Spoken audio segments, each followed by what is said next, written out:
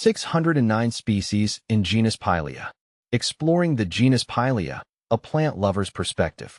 As a passionate plant enthusiast, I've spent countless hours caring for, observing, and learning about plants. One genus that has consistently fascinated me is Pilea. Known for its diversity and adaptability, Pilea offers something for every indoor gardener, from the trendy Pilea peperomioides to lesser-known varieties. Let me take you on a journey through this remarkable genus, sharing insights and experiences along the way. What is Pilea?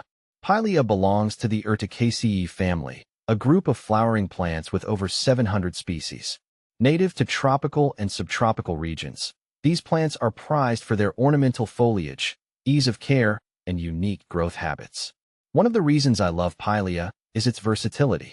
From trailing varieties perfect for hanging baskets to upright forms that make a statement on a shelf, there's a Pilea for every spot in your home. See full list at monsteraholic.com. How to care for Pilea. Caring for my Pilea has been a learning experience. I've found they thrive best in bright, indirect light and need to be watered when the top inch of soil feels dry. I also make sure to rotate the pot every few days so the plant grows evenly.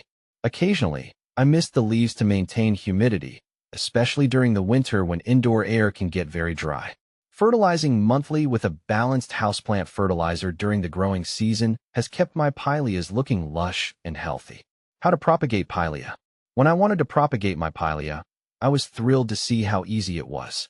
I gently removed the little offshoots, or pups, that sprout at the base of the plant. After letting the cut end callus over for a day or two, I planted them in moist soil and placed them in a bright spot with indirect light. Keeping the soil consistently moist, but not soggy, helped the new plants establish roots. It's so rewarding to see these new plants grow and thrive. Is Pilea toxic to cats? I was relieved to learn that Pilea plants are not toxic to cats. My cat loves to investigate all my plants, and I'm always worried about his safety. Knowing that the Pilea is safe means I can keep them around the house without fear. This makes Pileas a great option for pet owners who want to add some greenery to their homes without risking their furry friends' health. How often to water Pilea? Watering my Pilea is something I had to get just right. I water mine about once a week, but I always check the soil first. If it feels dry about an inch down, it's time to water. During the winter, I find they need a little less water, so I adjust accordingly. It's all about keeping the soil lightly moist, but never waterlogged. Why is my Pilea drooping? When my Pilea started drooping, I initially panicked, but soon learned it was usually a sign of underwatering. Once I gave it a good drink, it perked right up within a few hours. Occasionally, drooping can also mean the plant needs more light, or even a bit of a rest after rapid growth. It's amazing how quickly they bounce back once you address their needs. Why are my Pilea leaves curling? Curling leaves on my Pilea were a sign that something was off. I discovered it could be due to inconsistent watering, too much direct sunlight, or even pests. Adjusting my watering routine and moving the plant to a spot with more indirect light helped a lot.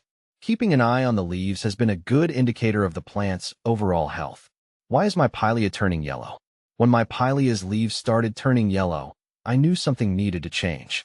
It was often a sign of overwatering, so I cut back a bit and made sure the pot had proper drainage. Sometimes, yellowing leaves can also mean the plant isn't getting enough light, so I moved it to a brighter spot. Regularly checking the soil moisture and light conditions has kept my Pilea's foliage vibrant and green. Can Pilea grow in water? Growing Pilea in water was an experiment I tried with some of the pups I propagated. I placed the cuttings in a glass jar with water, making sure only the roots were submerged. They actually did quite well, sprouting new roots within a few weeks. While they can grow in water for a while, I eventually transferred them to soil for better long-term growth. It's a fun way to watch the root development up close. When to repot Pilea? Repotting my Pilea was necessary when I noticed it outgrowing its current pot and roots poking out of the drainage holes. I usually do this every year or when the plant seems too crowded. Spring is the best time to repot, as the plant is entering its growing season. I carefully transfer it to a slightly larger pot with fresh soil, making sure to handle the roots gently to avoid shock. How to repot Pilea? Repotting my Pilea involved a few careful steps. First, I gently removed the plant from its old pot, loosening the soil around the roots. Then, I placed it in a new pot with fresh potting mix, making sure it was at the same depth as before. After filling in the gaps with more soil, I watered it thoroughly and let it settle in its new home. Giving it a good drink after repotting helps reduce transplant shock and gets the plant off to a good start in its new pot. Conclusion: the Pilea obsession. In conclusion, the genus Pilea has earned its place in my plant family, and I can't recommend it enough to anyone looking to add a touch of charm to their indoor spaces.